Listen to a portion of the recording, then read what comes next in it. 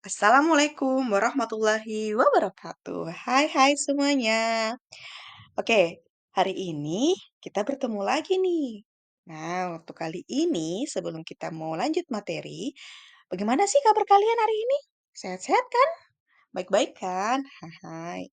Oke, kita masuk ke materi ya. Materi kita untuk kali sesi ini yang baru, bukan materi yang kemarin lagi, karena materi yang kemarin sudah habis atau pembahasannya sudah habis. Sekarang kita masuk ke materi yang bab baru, yaitu tentang zat dan perubahannya. Sebelumnya pasti Ibu yakin sekali kalian sudah pernah membahasnya di waktu SD ya, paling sedikit pernah kalian bahas lah, pernah kalian bahas, yaitu Ibu kasih clue nih tentang padat, cair, dan gas. Oke, kita akan masuk ya ke materi ini ya. Sebelum Ibu jelaskan materi yang akan Ibu bawakan ini, jangan lupa subscribe dan like video ini. Oke? Oke, kita lanjut ya. Apa saja sih yang akan kita bahas pada zat dan perubahannya? Nah, yang kita bahas yaitu tentang pertama ada pengertian zat, yang kedua kita akan bahas tentang wujud dan sifatnya, ada wujud zat dan sifatnya. Dan yang terakhir yaitu perubahan wujud zat. Nah, apa sih pengertian zat? Apa sih wujud zat dan sifatnya? Apa sih perubahan wujud zat? Kita akan bahas. Ayo, lanjut. Apa itu zat? Zat adalah segala sesuatu yang memiliki massa dan menempati ruang, yaitu atau kita bilang atau yang biasa disebut itu mempunyai ruang. Jadi dia punya massa dan punya ruang atau punya volume. Nah, wujud zat itu ada apa saja? Ada tiga. Pernah kalian bahas di waktu SD yaitu tentang padat, cair, dan gas. Ibu yakin sekali waktu kalian di SD pernah membahas tentang ini. Nah, apa itu zat padat, zat cair, zat gas? Ada yang masih ingat? Nah, untuk padat, zat padat adalah benda yang volumenya dan bentuknya selalu tetap. Ada yang tahu contohnya seperti apa? Nah, kita lanjut untuk yang zat cair. Zat cair adalah benda yang volumenya tetap, tetapi bentuknya berubah sesuai dengan wadahnya. Kalau gas, zat gas adalah benda yang volume dan bentuknya dapat berubah sesuai wadahnya. Ada yang tahu tidak contoh-contoh dari wujud zat dari padat, cair, dan gas? Nah, tadi kalau padat, Ibu kasih clue yaitu, bukan clue ya, Ibu kasih contoh yaitu kayu, cair air, gas itu ya seperti apa? Ada yang tahu tidak? Kalau ada yang mau jawab, silakan jawab di komentar bawah nanti ya, setelah pembahasan ini selesai.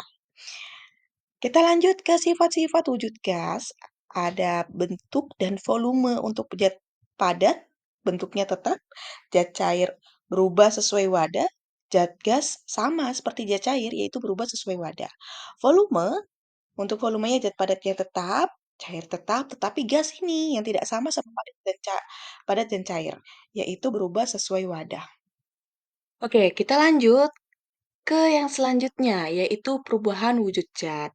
Perubahan wujud zat sini yaitu dapat berubah ketika menerima kalor atau melepaskan kalor. Di situ Ibu sudah menggambarkan bahwa kalau ada garis-garis yang patah-patah, ya ada garis-garis patah-patah itu dia melepaskan kalor. Sedangkan kalau ada garis yang orange berarti dia menerima kalor. Atau kalau melepaskan kalor disebut dengan didinginkan. Menerima kalor dipanaskan. Ada contoh, Ibu kasih contoh ya. Satu contoh yaitu zat cair ke zat padat. Zat cair ke zat padat berarti dia apa? Kalau garisnya putus-putus, dia melepaskan kalor atau didinginkan. Zat cair melepaskan kalor ke padat berarti dia membeku. Atau nama lainnya gini, zat cair dia didinginkan ke zat padat, dia bagaimana? Dia membeku. Bagaimana? Gampang kan? Oke, itu sebagai contoh ya. Terus kalau dia sebaliknya, yang menerima kalor tuh bagaimana? Nah, ini contoh yang menerima kalor yaitu padat ke cair. Padat menerima kalor dari cair menjadi apa? Mencair. Atau kalau padat, dia dipanaskan ke zat cair bagaimana? Dia mencair. Itu adalah contoh dari yang melepaskan atau menerima kalor. Nih, lanjut lagi ya. Zat padat ke zat gas kita sebut dengan menyublin, zat gas ke zat padat kita menyebutnya ya itu dengan mengkristal. Zat cair ke zat gas menguap, zat gas ke cair mengembun. Kita akan bahas satu-satu, yaitu tentang zat mencair. Mencair adalah peristiwa perubahan wujud zat dari wujud padat menjadi cair. Peristiwa mencair membutuhkan kalor. Contoh peristiwa mencair adalah lilin yang dibakar. Kita lanjut ke membeku. Peristiwa perubahan wujud zat dari wujud cair menjadi padat. Peristiwa membeku melepaskan kalor. Contoh peristiwa membeku adalah air yang dimasukkan ke freezer atau es batu. Kita lanjut ke menguap. Menguap ini bukan hoam ya, gitu. Tapi dia menguap dalam arti wujud zat, yaitu peristiwa perubahan wujud zat dari wujud cair menjadi gas. Peristiwa menguap membutuhkan kalor. Contoh peristiwa menguap adalah air yang direbus lama, kelamaan akan habis atau berkurang karena menguap itu. Menguap itu biasanya dia kayak ada apa ya, asap-asapnya kalau kalian buka itu lama-kelamaan kalau kalian rebus airnya akan habis. Lanjut ke mengembun. Peristiwa perubahan wujud zat dari wujud gas menjadi cair yaitu disebut dengan mengembun. Peristiwa mengembun melepaskan kalor. Contoh peristiwa mengembun adalah bagian luar gelas yang basah ketika diisi air dingin atau es batu. Itu ada contohnya Ibu kasih, yaitu dia kayak ada air-airnya kalau kita isi es batu dengan air di dalam wadah.